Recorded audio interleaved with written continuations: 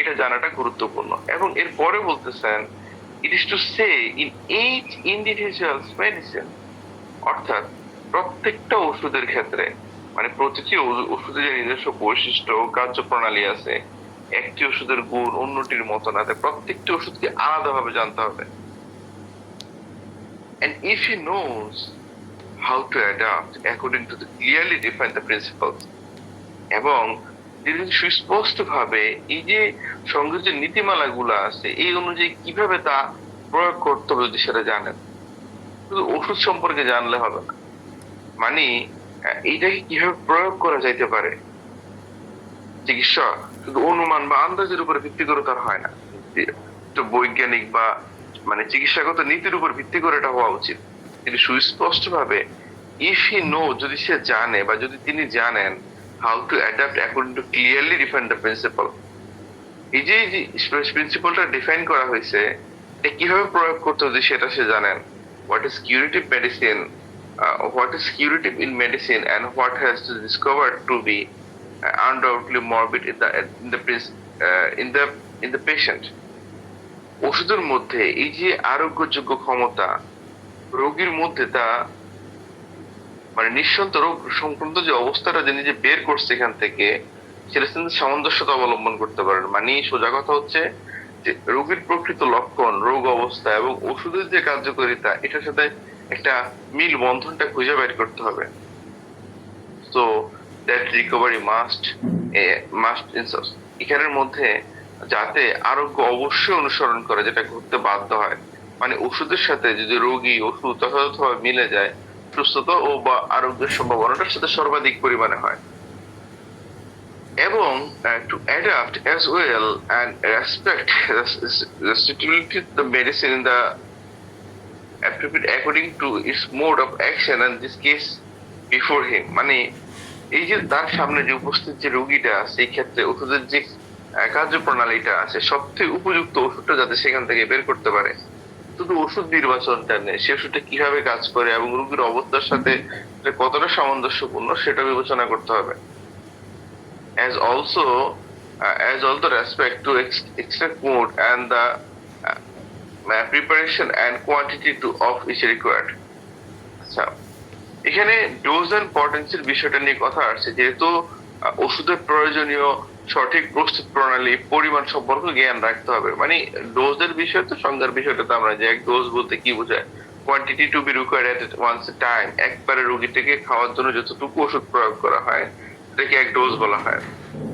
এখন বিষয় হচ্ছে আমি সেটা ওষুধটা কিভাবে প্রিপেয়ার করে দিচ্ছি, রোগীকে ওষুধ খাওয়ার জন্য কিভাবে তৈরি করে দিচ্ছি বা কিভাবে তাকে দেওয়া দরকার, এটা গুরুত্বপূর্ণ। and the proper period for repeating the dose, এবং কখন মানে কি পরিমাণে ব্যবধানে আমি তার এই ডোজটা আমি আবার রিপিট করতে হবে এটা সম্পর্কে জানতে হবে। ওই যে বলা হয় না যে অপহোমিওপ্যাথি বলতে কখন এটা মিন করে না যে একসাথে অনেকগুলো ওষুধ, তো একটা ওষুধ কাজ করতেছে এই কাজ করার উপরে আবার ওষুধ রিপিট করা হচ্ছে, ওইটা অপহোমিওপ্যাথির পর্যায়ে পড়ে। যাই হোক, if finally he knows the obstacles of the recovery in each cases, এবং সব শেষে তিনি যদি এই যে আরোগ্যের পথে যে বাধাগুলো আছে বা যে প্রতিবন্ধকতা গুলো আছে এগুলো সম্পর্কে যদি উনি জানেন, রোগীর খাদ্য অভ্যাস, পরিবেশ, জীবনযাপন, মেন্টাল স্ট্রেস, এইগুলো তারা বের করতে হবে এবং এগুলোতে কিভাবে বের হয়ে আসা যায় এগুলো সম্পর্কে ওরা বুঝাইতে হবে।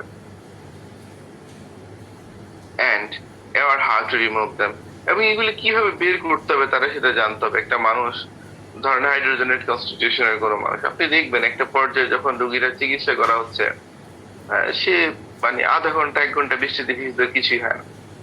এরকম অহরহ কেস আছে হোমিওপ্যাথদের কাছে, যে একটা সময় দেখা যেত যে সে বৃষ্টিতে ভিজতেই পারতো না, এবং এখন দেখা যায় যে তার কাছে এগুলো কোনো ব্যাটারি করতেছে না, একটা পর্যায়ে রিকভার করে। কিন্তু ফাইনাল প্রাইমারি ফেজে আপনি যদি তারা এখান থেকে সরাইতে না পারেন, স্ট্রংলি রেস্ট্রাক্টেড করতে না পারেন এই জায়গাটা থেকে, তারা কমপ্লেন গুলো বারবার রিল্যাপস করবেন। এটা জাস্ট একটা উদাহরণ। আপনি আইবিএস এর পেশেন্টদের ক্ষেত্রে যখন দেখবেন শাক সহ্য করতে পারতেছে না, দুধ সহ্য করতে পারতেছে না, এই মানুষগুলো দিব্যি একটা সময় সেগুলা খায়, মানে কোনো বিষয়ই না।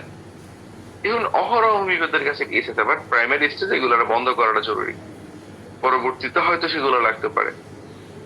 লাগতে পারে বলতে সে খেতে পারে, কিন্তু এখন যে তার সমস্যাটা ট্রিগার করতেছে এখান থেকে তার সরানো দরকার।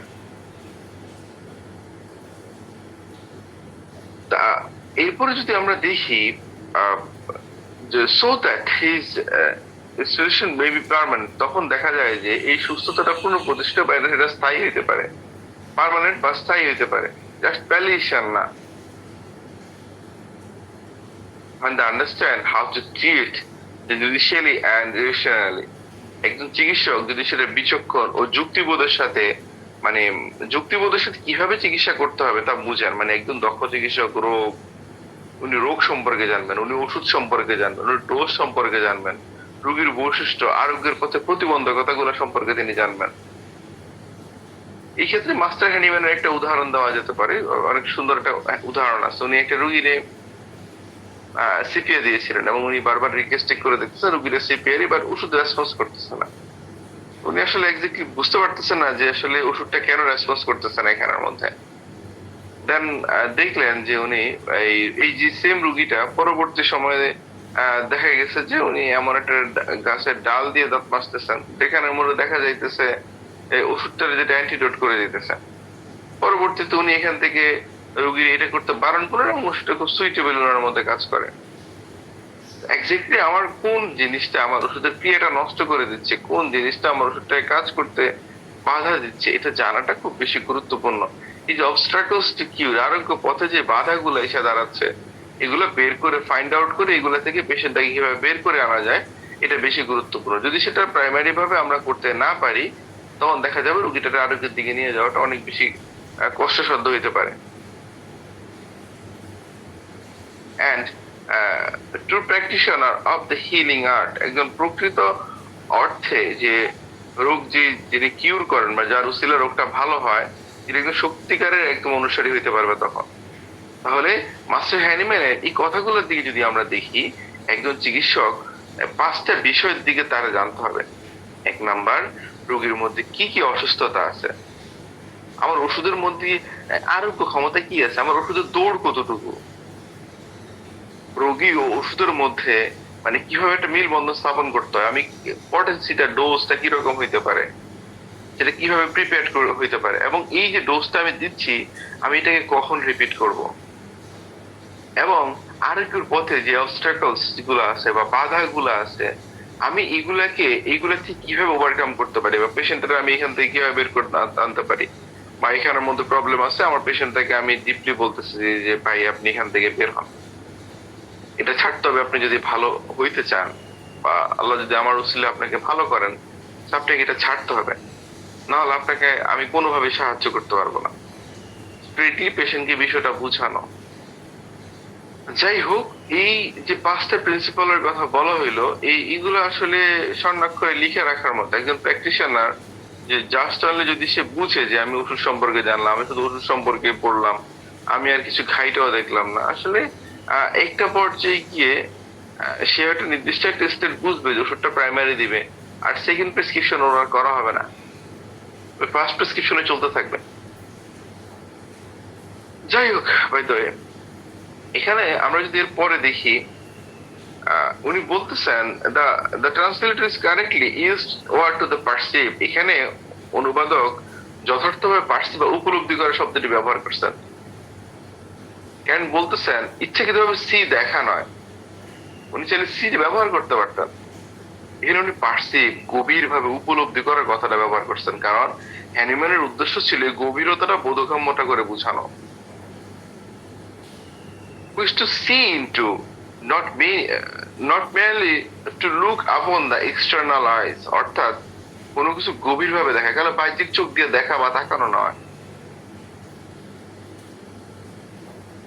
but to clearly understand and to the influence within the mind and the understanding, বরং স্পষ্টভাবে বুঝতে পারা, মন এবং এই যে পারসেপশন যে বা তার বুদ্ধির যে জায়গাটার মাধ্যমে ইউনিটের উপলব্ধি করতে পারে। শুধু তিনি তথ্য সংগ্রহ করবেন না, এই যে সংগৃহীত তথ্যে যে প্রকৃত তাৎপর্যটা উনি অনুধাবন করবেন।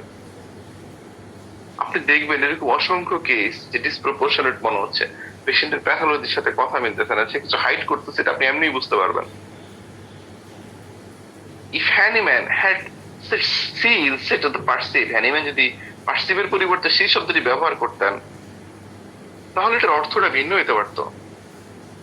It might be happened to take it in the means seeing in the eyes a tumor to be cut, তাহলে এটা অর্থ ধরে চোখ যদি টিউমার দেখা যাচ্ছে তাহলে এটা কেটে ফেলা হবে, যেটা চোখ দিয়ে দেখতেছে। এই পার্সি বা সির মধ্যে পার্থক্যটা গুরুত্বপূর্ণ,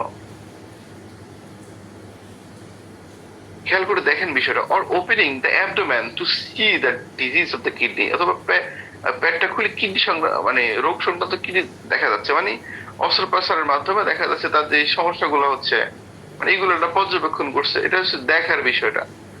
or examination of the urine see there is a albumin or sugar is present, অথবা প্রস্রাব পরীক্ষা করে দেখা যাচ্ছে এখানে অ্যালবুমিন বা চিনির উপস্থিতি আছে। by removing which some stress weighs in the patients would be cured, এগুলা সরিয়ে ফেললেই রহস্যময় উপায়ে রোগী সুস্থ হয়ে যাবে এমন ধারণা হতে পারতো। এটা একটা সমালোচনা করছেন কিন্তু বিষয়টা। It is evident by Hahnemann did not took up onto the pathological changes or morbid anatomy, and which is in the disease condition the curative in direction. It is স্পষ্ট যে Hahnemann যে রোগগত যে পরিবর্তন pathological changes or morbid anatomy বা বিকৃত শরীরের স্থান বা প্যাথোলজি অ্যানাটমি যে চেঞ্জটা আসছে এটাকে রোগ অথবা চিকিৎসার নির্বাচনের প্রধান নির্দেশক বলে মনে করেননি। এই যে প্যাথোলজিক্যাল চেঞ্জ, এই যে টিস্যু বা অঙ্গের কোনো যে দৃশ্যমান রোগজনিত যে পরিবর্তনটা আসছে, এই যে মরবিড অ্যানাটমি যে রোগের কারণে অঙ্গ প্রত্যঙ্গের মধ্যে যে বিকৃতিগুলো আসছে, মাস্টার ক্যান্টের মতে হ্যানিম্যান বিশ্বাস করতেন যে এগুলো রোগের ফলাফল এবং রোগের সম্পূর্ণ প্রকাশ নয়। এখন তো এটা আসলে সরি এই কথাগুলো বারবার এই জন্যই বলতে হচ্ছে, আমরা যে আসলে কিসের পিছিয়ে দৌড়াচ্ছি এটা বোঝাটা খুব বেশি কঠিন, মানে আমার কাছে ব্যক্তিগত মনে হয়। হ্যাঁ, প্র্যাকটিসে কিছু কিছু ক্ষেত্রে এটা আসলে সো ডিফিকাল্ট, এটা আমি মানি। যেমন ধরেন গতকালকে যে আমি পড়তেছি এখন যে মুখে একটা ভিতরে আরেকটা, তো গতকালকে এক ভদ্রলোক প্র্যাকটিস করাটা আসলে কত ডিফিকাল্ট। এক ভদ্রলোক মোটামুটি অর্থবিত্তশীল চাঁদপুরের বড় ব্যবসায়ীতে ভদ্রলোক এসে আমাকে বলতেছেন আমার চোখ মুখ হাত পা সব হলুদ হয়ে গেছে, আপনি খেয়াল করছেন বিষয়টা? হচ্ছে হ্যাঁ, উনি ওনার ওয়াইফের ট্রিটমেন্টের জন্য আসছিলেন মূলত। আমাকে বলতেছে যে আসলে ওষুধ কিভাবে খাবো, আপনি কিছু পরীক্ষা নিরীক্ষা দেন, এগুলো করে দেখি কি অবস্থা, দেন ওষুধ খাবো, বুঝে যাবেন। যাই হোক, serum bilirubin acid urine RD দিলাম, এসবিএসসি যেটা করতে দিলাম, যাই হোক এসবিএসসি নেগেটিভ আসছে, বাট অ্যাসিডিটা হাই ছিল, লিভার থেকে বের হওয়া একটা এনজাইম, এটা বিলিরুবিনের মাত্রা ব্লাডে মানে 4 ছিল, 1 থাকার কথা রেফারেন্স দিল। বাট প্রেসক্রিপশন করার ক্ষেত্রে আমাদের কি হেল্প করছে আমরা বলেন? আমি প্রেসক্রিপশন করার ক্ষেত্রে আমি সিলিডোনিয়াম প্রেসক্রিপশন করছি, এটা এই রিপোর্টটা আমাকে কি হেল্প করছে আমাকে বলতে পারবেন? আমি তো আমার কোনো হেল্প করছে আমি দেখি না, আমি হয়তো পেশেন্টের প্রগনোসিস বুঝতে পারবো, আর কিছুই না। যাই হোক, এই কথাটা এই জন্য বললাম যে এগুলো তো আসলে এক্স্যাক্টলি আমার প্রেসক্রিপশনে হেল্প করতেছে না। আমার এই পেশেন্টের লোয়ার অ্যাবডোমেনের রাইট সাইডে ব্যথা হইতেছে, ব্যথাটা কেন হইতেছে এটাও তো আইডেন্টিফাই করতে হেল্প করে, বাট এটা আমার প্রেসক্রিপশনে কতটা ছাপ ফেলতে পারে?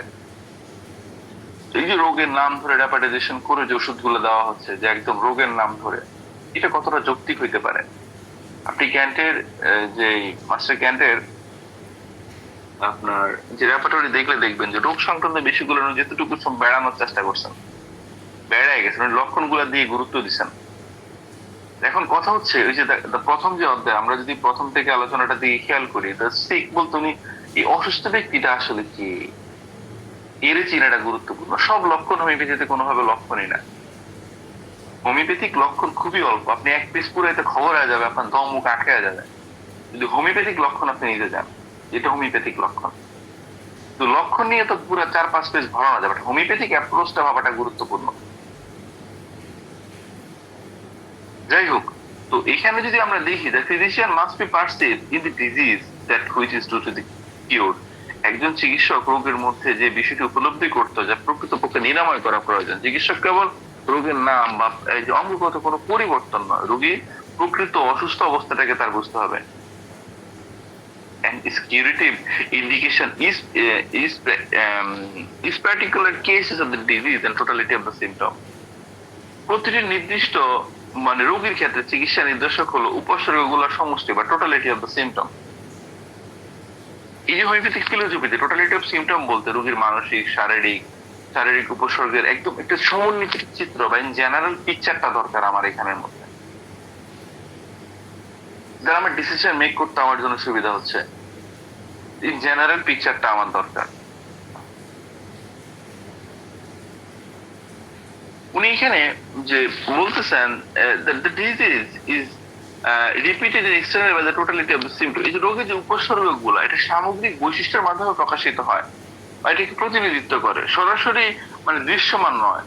উপসর্গগুলো এটা প্রকাশের দৃষ্টিভঙ্গির কথা এখানে বলা হচ্ছে। এবং this totality which may be which is the যে স্পিচ অফ দ্য নেচার, এই যে সামগ্রিক উপসর্গগুলো এটি হচ্ছে নেচার বা প্রকৃতির ভাষা। ক্যান্ট এখানে ন্যাচারাস ল্যাঙ্গুয়েজ বলছে, শরীর তার যে অসামঞ্জস্য রোগ অবস্থার জন্য তার লক্ষণ প্রকাশ করতেছেন। It is not itself assess of this disease, এটা রোগের প্রকৃত সত্যটা নয়। সরি, অ্যাসেস আর কি, যেটাকে সত্তা বলি আমরা। এখানে এই যে এটা একটা ল্যাটিন শব্দ, একটা ল্যাটিন শব্দ, এটা একটা মৌলিক সত্তা আর কি, যে এসেনশিয়াল বিং বোঝানো হয় মূলত এটাকে। যাই হোক, সো এখানে একটা উপসর্গগুলো বলতে এখানে যে রোগের আসল সত্তা নয়, এগুলো রোগের সত্তার বই প্রকাশ বলা হচ্ছে। ইট only the disorder internal economy. এই যে যদি দেখেন, এই যে রোগের এটা কেবল শারীরিক বা অভ্যন্তরীণ কার্য ব্যবস্থার বিশৃঙ্খলাটাকেই প্রতিনিধিত্ব করতেছে। মানে ইন্টারনাল কোনো ইকোনমি বলতে যে শারীরিক যে সামগ্রিক যে জৈবিক এবং শরীরবৃত্তীয় যে কার্যকরিতাকে বোঝানো হয়েছে। মাস্টার কেন্ট এটাকে রোগের ভাষা বলতেছেন। তাহলে এই জায়গাটার দিকে যদি আমরা সরি আরেকটু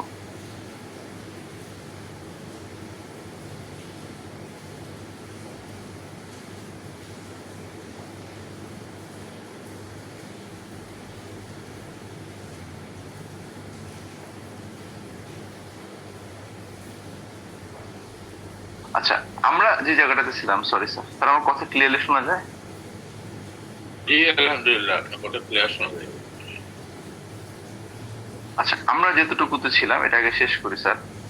সেটা হচ্ছে এই যে পয়েন্টগুলো নিয়ে আমরা কথা বললাম, এই যে এতক্ষণ যেটাকে এখানে পার্সিভ বলতে শুধু চোখে দেখা নয়, গভীর ভাবে বুঝা। এইটা উদাহরণটা এর থেকে সুন্দর উদাহরণ কি হইতে পারে? যখন আপনি একটা টিউমারকে দেখবেন, যে যখন এটাকে আপনি দেখবেন, আপনার কাছে মনে হবে এটা কেটে ফেললে সমাধান হয়ে যাচ্ছে। ল্যাপারোটমি করা হচ্ছে, ল্যাপারোটমিতেই সমাধান হয়ে যাচ্ছে, তখন আপনার কাছে এটা মনে হতে পারে। একটা লোকের হার্নিয়া ডেভেলপ করলো, আপনার মনে হলো এটা সার্জারি করে দিলেই হয়ে যাচ্ছে। এখন যেটা কিউরেবল, কোনটা কিউরেবল না, এগুলো পরের আলোচনার বিষয়। বাট বাহ্যিক দৃষ্টিকোণে ব্যাপারটা নিয়ে আমরা কথা বলতেছি, এটা আবার ফর্ম করতে পারে। আজকে বামে ছিল, কালকে ডানে হলো। যাই হোক, এই যে রোগ প্রবণতাটা তো কমাইতে পারে না, রোগটা মানে ইনস্ট্যান্টলি হয়তো এটাকে রিমুভ করে রোগ প্রবণতা এটা তো কমে নাই। যাই হোক, এই যে একজন চিকিৎসক, এই যে 5টা পয়েন্ট নিয়ে আমরা কথা বলতেছিলাম এর আগে, একজন চিকিৎসক মূলত এখানে মানে পার্থিব বলতে সে কিন্তু দেখবে না, সে বুঝবে, তার কথা একটু অস্পষ্ট শোনা যাচ্ছে। শব্দটা আপনার সাউন্ডটা হঠাৎ করেই আগে বলে। এখন ঠিক আছে স্যার? হ্যাঁ। আচ্ছা, এখানের মধ্যে উনি যেটা বলছেন, পার্সিভ মানে শুধু চোখে দেখানো, উনি গভীর ভাবে বোঝা। স্যার এখন কথা ক্লিয়ার আছে? জি, এখন তো ক্লিয়ার। আচ্ছা, সরি স্যার, হ্যাঁ আমি ক্লিয়ার শুনতে পাচ্ছি, আমি আশা করি। আচ্ছা ঠিক আছে। এই যে রোগের যে দৃশ্যমান যে পরিবর্তন, tumour, disease kidney, albumin in the sugar, এগুলা চিকিৎসার একমাত্র নির্দেশক নয়। চিকিৎসক এই যে রোগীর সম্পূর্ণ উপসর্গ, টোটালিটি অফ দ্য সিমটমটা তার পার্শ্ব উপলব্ধি করতে হবে। এই উপসর্গগুলো রোগের প্রকৃত সত্তা নয়, এগুলো রোগের প্রকাশের একটা দৃষ্টিভঙ্গি। এই যে উপসর্গের মাধ্যমে রোগের অভ্যন্তরীণ যে কার্যত বিশৃঙ্খলা সম্পর্কে একটা ধারণা পাওয়া যায়। This totality, which is really external a manifestation, the tissue itself into from the present as it were to the physician in the central disorder, এই যে আপনার উপসর্গগুলো, যে সিমটম গুলোর কথা বলা হচ্ছে বা টোটালিটির কথা বলা হচ্ছে, সমষ্টির কথা বলতে বলা হচ্ছে। টোটালিটি বলতে তো আর সিঙ্গেল বুঝায় না, ইন জেনারেল মানে টোটালিটি বলতে এই যে উপসর্গ সমষ্টিগুলোর দিকে যদি আমরা দেখি, যা দেখা যায় প্রকৃতপক্ষে বাহ্যিক টিস্যুগুলোর মধ্যে বিভিন্ন প্রকাশ রূপ ধারণ করে এমন ভাবে বিন্যস্ত হয়ে যায় যে তা চিকিৎসকের অভ্যন্তরীণ বিশৃঙ্খলাটাকে উপস্থাপন করে। মানে চিকিৎসকের সামনে রোগীর ভিতরে যে অভ্যন্তরীণ সমস্যাগুলো আছে এগুলোর উপস্থাপন করে। তাহলে মাস্টার কেন্টের এই লাইনটা দিয়ে যদি আমরা খেয়াল করি, উনি বলতেছেন যে ভেতরের অদৃশ্য যে অসামঞ্জস্য সরাসরি এটা দেখা যায় না, শরীর সেই এই অভ্যন্তরীণ সমস্যাটাকে বিভিন্ন উপসর্গ, লক্ষণ এবং টিস্যুর পরিবর্তনের মাধ্যমে প্রকাশ করে। চিকিৎসক এই বাহ্যিক প্রকাশ দেখে ভিতরের অবস্থা সম্পর্কে উনি ধারণা পান। The first thing to be considered in this case is what are in the curative in the indication in these cases. তো কোন রোগীর ক্ষেত্রে প্রথমে বিবেচনা যেটা হয়, এই রোগীর ক্ষেত্রে চিকিৎসা নির্দেশক বা কিউরেটিভ ইন্ডিকেশন গুলো কি, বা চিকিৎসক প্রথমে নির্ধারণ করতে হবে যে কোন লক্ষণগুলো চিকিৎসা নির্বাচন করার জন্য গুরুত্বপূর্ণ, বা what signs and symptoms is called the physician's attention as the curative signs and symptoms. যে কোন লক্ষণ বা কোন সিমটম বা কোন উপসর্গগুলো চিকিৎসকের দৃষ্টি আকর্ষণ করে, যেটা চিকিৎসা নির্দেশক হিসেবে লক্ষণ। সব লক্ষণ এই গুরুত্বের দিক থেকে সমান নয়। কিছু লক্ষণ রোগের প্রকৃতি সম্পর্কে বেশি তথ্য দেয় এবং চিকিৎসককে ওষুধ নির্বাচনে বেশি সহায়তা করে। It means not every manifestation is curative indication. এটার অর্থ এই না যে প্রতিটি লক্ষণ বা প্রতিটি লক্ষণ চিকিৎসা নির্দেশক নয়। মানে আপনি ধরেন সব সিমটম গুলো হোমিওপ্যাথিতে সিমটম না, যেটা আমি এর আগেও বারবার বলতেছিলাম কথাটাকে, যে প্রতিটি লক্ষণ চিকিৎসা নির্দেশক নয়। রোগী সবকিছু চিকিৎসা নির্বাচনের ভিত্তি হবে না। কোনটা গুরুত্বপূর্ণ, কোনটা গৌণ, কোনটা মুখ্য, কোনটা গৌণ, এটার বিচার করতে হবে আমাদেরকে। The result of the disease occurring the tissue in chronic disease such as the cancerous changes, tumor etc. এই যে দীর্ঘস্থায়ী যে রোগগুলোর ক্ষেত্রে টিস্যুতে যে চেঞ্জ গুলা ঘটে, ক্যান্সার জন্য পরিবর্তন, টিউমার ইত্যাদি, এগুলোর কথা উনি বলতেছেন। আর such is the character they are not in the curative science. এই যে এগুলোর মধ্যে যে সেগুলোকে চিকিৎসা নির্দেশক লক্ষণ হিসেবে গণ্য করা যায় না। এখানে যেটা বলতেছেন, টিউমার বা ক্যান্সারের মতো গঠনগত পরিবর্তন রোগের শেষ ফলাফল, এটা মূলত চিকিৎসাকে ইন্ডিকেট করে না, এটা শুরুর একটা গল্প আছে। এখানে যদি দেখেন, but those things which is the curable, which is the capable of these changes, এই যেসব বিষয় পরিবর্তনযোগ্য, নিরাময়যোগ্য, ক্যান্ট এখানে উপসর্গে গুরুত্ব দিচ্ছেন যেটা চিকিৎসার ফলে পরিবর্তন হইতে পারে, which can be immediately affected by the administration of these remedies. এই যেগুলা শুধু ওষুধ প্রয়োগের মাধ্যমে বাস্তবে প্রভাবিত হতে পারে। মানে চিকিৎসকের ফলে যে লক্ষণগুলোর পরিবর্তন দেখা যায় সেগুলাকে তিনি মূল্য বেশি দিতেছেন। খেয়াল করলে দেখবেন এখানে, the physician must know they are curative indication, এবং এই চিকিৎসকের জন্য সেগুলো জানা উচিত, এগুলো চিকিৎসকের নির্দেশক লক্ষণ। এই যে পরিবর্তনগুলো মাস্টার ক্যান্ডের, এই যে পরিবর্তনযোগ্য যে উপসর্গগুলো আছে, এটা চিকিৎসা নির্বাচনের জন্য এটা মূল ভিত্তি বা সেন্টার হইতে পারে এখান থেকে। The physician to have the well-grounded ideas of this government and the law which are no expectations. এই চিকিৎসকের এমন আইন ও শাসন ব্যবস্থার ধারণা থাকা উচিত যার কোনো ব্যতিক্রম নেই। মানে গভর্নমেন্ট ল বলতে এটা রূপ করতে ব্যবহার করছে। উনি বলছেন যে প্রকৃতিতে কিছু মৌলিক নিয়ম কাজ করে। You have to see causes of the disease, action from the center to circumstances. এই তার বোঝা উচিত এই যে রোগীগুলা যেই রোগক্রিয়ার কারণ এবং কেন্দ্র থেকে পরিধির দিকে আগায়, ভিতর থেকে এটা বাহিরের দিকে আসে। এবং আমরা যদি দেখি from the introduction of this main his outermost, এই যে মানুষের যে সব থেকে অভ্যন্তরীণ স্তর থেকে তার বাহ্যিক স্তরের দিকে যায়, রোগীর সূচনাটা গভীরে হয় এবং উপসর্গগুলো পরে বাইরে সেটা প্রকাশ পায়। If law governments are present, the law and acts and taking place and the human system. যদি আইন ও শাসন ব্যবস্থা বিদ্যমান থাকে তবে সে আইন মানবদেহে সংগঠিত কার্যক্রমকে পরিচালিত করে। যে দেহের কার্যক্রম একটি মৌলিক নিয়ম দ্বারা পরিচালিত হয়, প্রচলিত বলতেছি সরি, হিউম্যান সিস্টেমের কথা উনি বলতেছেন, taking place in the human system, মানে একটা নির্দিষ্ট কার্যক্রমের মাধ্যমে এটা পরিচালিত হয়। Every government is forms in the center to circumstance, প্রত্যেকটি শাসন ব্যবস্থা কেন্দ্র থেকে পরিধির দিকে পরিচালিত হয়।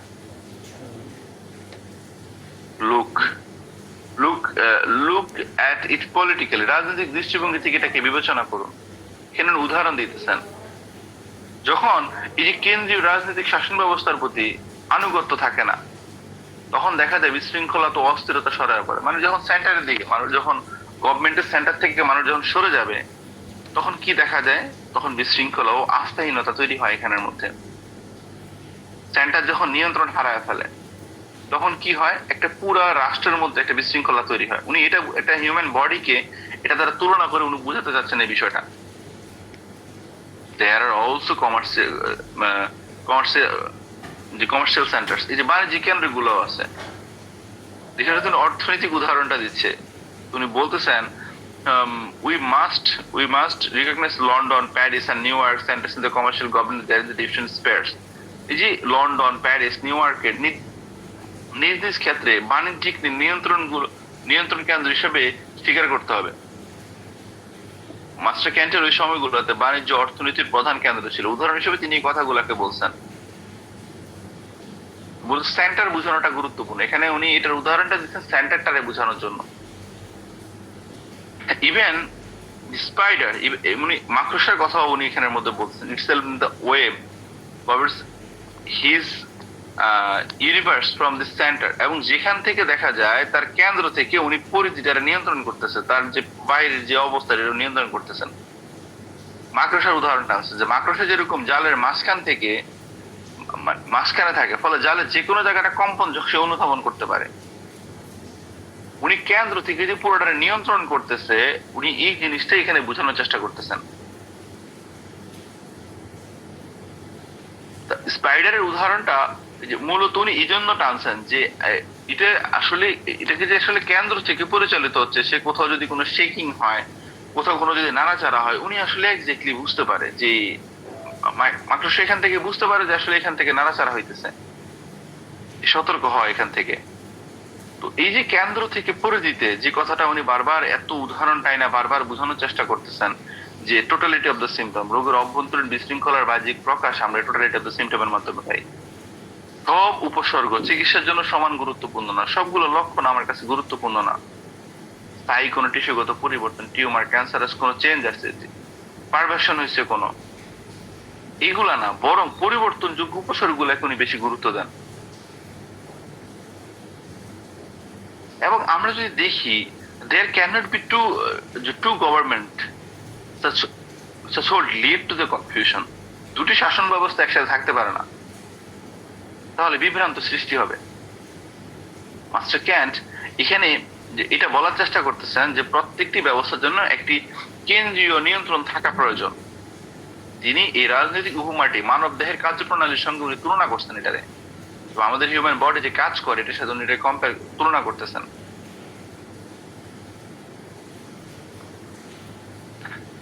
There is but one unit every standard, এই প্রতিটি মানদণ্ড বা ব্যবস্থার একটি কেন্দ্র একটি মাত্র কেন্দ্রীয় একক থাকে।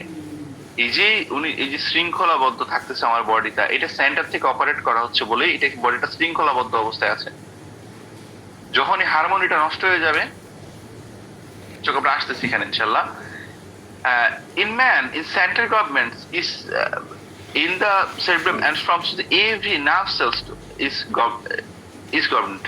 যদি দেখেন মানুষের শাসন কেন্দ্র তার সেরিব্রাম বা মস্তিষ্কের যে বৃহত্তর অংশ আছে, সেখান থেকে মানুষের প্রত্যেকটি নার্ভ পরিচালিত হয় বা নিয়ন্ত্রিত হয়। এখন একটু যদি খেয়াল করেন বিষয়টা, আমাদের যে হাইপোথ্যালামাস, আমাদের ব্রেনস্টেম এবং আহ, আহ, যে নার্ভাস সিস্টেম, এগুলো তো গুরুত্বপূর্ণ রোল প্লে করে।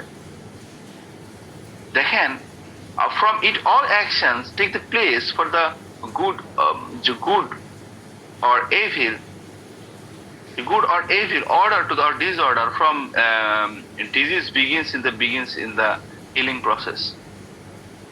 মানে সেখান থেকে সব কার্যকলাপ পরিচালিত হয়, সুশৃঙ্খল বা সেটা বিশৃঙ্খল হবে। সেরিব্রামের কথা যে তুমি এখানের মধ্যে বলছেন, ভালো খারাপ সংগঠিত হয়, সেখান থেকে দেখা যায় রোগ শুরু হয় এবং সেখান থেকে আরোগ্যের প্রক্রিয়া সূচনা হয়। It is not from the external things that man becomes sick. শুধু মানুষের বাহ্যিক জিনিসের কারণে মানুষ অসুস্থ হয় না। Not from bacterial nor government, মানে ব্যাকটেরিয়ার পরিবেশ থেকেও সে হয় না, অসুস্থ হয় না। But causes it himself, বরং নিজের ভিতরের কারণগুলো থেকে কি হয় এখানের মধ্যে। If the homeopath does not see this, he cannot have a true perception of disease. যদি একজন হোমিওপ্যাথ, এটা হচ্ছে সবথেকে গুরুত্বপূর্ণ বিষয়। আসলে ফিলোসফিক্যাল আলোচনাগুলো বোরিং, বাট এইগুলো ছাড়া প্র্যাকটিস করাটা মানে নিয়ারলি ইম্পসিবল, মিথ্যা কথা, মানে ইম্পসিবল। যদি করা যায় সেটা হিসাব ভিন্ন। উপরে জবাব দিতে গেলে কিন্তু আটকে যাওয়া লাগবে। তো একজন প্র্যাকটিশনার যদি শুনি এখানে বুঝেন, একজন হোমিওপ্যাথ যদি সেটা উনি না বুঝেন, মানে রোগ সম্পর্কে তিনি প্রকৃত উপলব্ধিটা উনি আর এনে বুঝতে পারবেন না, কোনটা রোগ আসলে এক্স্যাক্টলি এটা রোগ। ডিসঅর্ডার, এই যে ভাইটাল ইকোনমির ক্ষেত্রে যদি আপনি দেখেন, disorder of the vital economy is the primary listage of this effects and disorder and manifestation itself বা সাইন্স এন্ড সিম্পটম। এই যে জীবনের শক্তি, যে ভাইটাল ফোর্স বা ভাইটাল ইকোনমি উনি বলতেছেন, এই বিশৃঙ্খলতাটি হলো প্রাথমিক অবস্থা। এই বিশৃঙ্খলতার লক্ষণ উপসর্গের মাধ্যমে সেগুলোর প্রকাশ করে। In perceiving what to be cured in the disease, must perceive in the generation the practitioner. রোগের মধ্যে কি নিরাময় করতে হবে উপলব্ধি করার জন্য সাধারণ বিষয় থেকে বিশেষ বিষয়ে অগ্রসর হইতে হবে। Study disease in the most general features. রোগকে সব থেকে সাধারণ বৈশিষ্ট্যের মাধ্যমে অধ্যয়ন করতে হবে। প্রথমে রোগের সামগ্রিক চিত্রটা আমাদেরকে দেখতে হবে, নট সিন আপন টু দ্য পার্টিকুলার ইন্ডিভিজুয়াল। মানে একটি নির্দিষ্ট ব্যক্তির মধ্যে যেরকম দেখা যায় সেভাবে নয়, but upon the whole human race, বরং মানব জাতির মধ্যে তার প্রকাশটারে বিবেচনা করতে হবে। We will interest the beings this idea before in the mind, and taking the example one of this acute miasm. এই যে acute তীব্র মায়াজমের উদাহরণ দিয়ে উনি কথাটা বলার চেষ্টা করুন। উনি এটা বলতেছেন, সামনে যদি খেয়াল করি আমরা, not response of diagnosis as this is easy. রোগ নির্ণয়ের উদ্দেশ্য নয়, কারণ তা তুলনামূলক সহজ, but arrange it in therapeutic examination, এবং এই যে চিকিৎসাগত বিশ্লেষণ সেটাকে বিন্যস্ত করাটাই এখানে মূলত উদ্দেশ্য। That's the taken an epidemic says in the scarlet fever, or to the measles or cholera. ধরা যাক মহামারী স্কারলেট ফিভার, ইনফ্লুয়েঞ্জার ক্ষেত্রে যেটাকে আগে গ্রিপ বলা হইতো, এটাকে হাম বা কলেরার ক্ষেত্রে।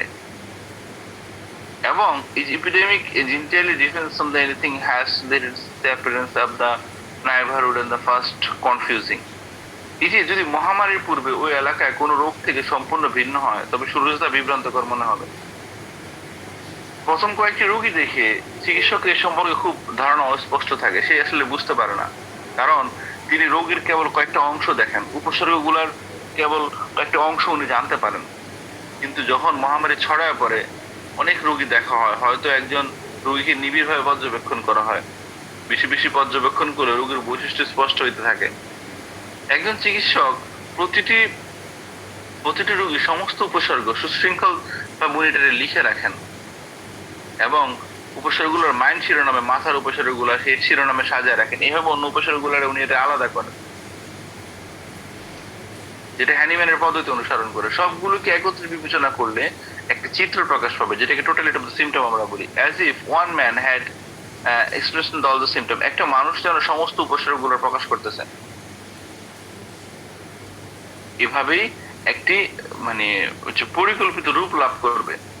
মানে এখানের মধ্যে যে রোগের যে সামগ্রিক চিত্র তখন তৈরি হবে। যাই হোক স্যার, আজকে এতটুকু থাক, আলোচনা আসলে অনেক লম্বা হয়েছে। আল্লাহ যদি হায়াতে রাখেন ইনশাআল্লাহ আমরা আগামী সপ্তাহে আবার বাকিটুকু আলোচনা করে শেষ করার চেষ্টা করবো ইনশাআল্লাহ। আসসালামু আলাইকুম রহমতুল্লাহ। জি, আলহামদুলিল্লাহ। কেটে ফিলোসফি থেকে অর্গানের দ্বিতীয় সত্যটির উপরে যতটুকু আলোচনা করলেন, যে পর্যায়ে যদি কারো জিজ্ঞাসা থাকে কিছু কিংবা উপলব্ধি থাকে, মেহরবানি করে বলবেন। আসেন অনেকেই এই সমস্ত বিষয়ে জিজ্ঞাসা করার এবং জিজ্ঞাসার জবাব দেওয়ার মতো চিকিৎসকদের সম্মানিত চিকিৎসক আসেন।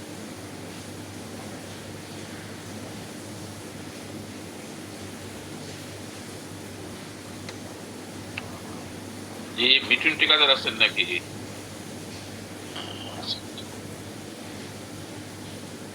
মোস্তাক স্যার আছেন, আমাদের রেবেকা ম্যাম আছেন, আমাদের ফারুক স্যার আছেন। জি ফারুক স্যার, শাহানুর ইসলাম।